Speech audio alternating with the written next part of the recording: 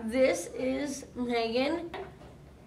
I have a video blog for you today. And with that, Emily is going to ask me some questions.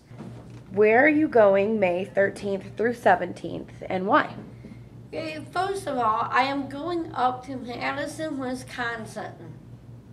The whole reason why I am going up there is to participate and get involved in a study for people that have Down syndrome.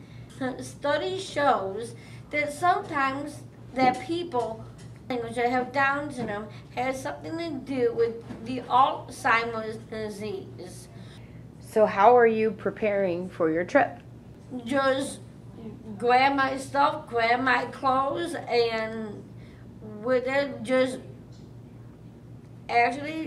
bring myself. That's all I'm doing to prepare for me going on this trip. When I get there, they will prepare me what is expected for the study itself. And what are you most excited about?